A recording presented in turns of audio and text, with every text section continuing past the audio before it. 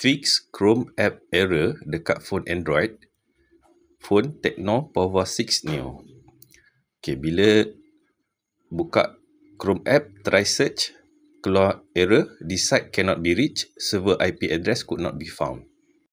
Saya try buka apps YouTube search, boleh, maknanya Wi-Fi internet berfungsi. Kemudian saya test buka Chrome app dekat phone lain, Xiaomi, Samsung, semua okey.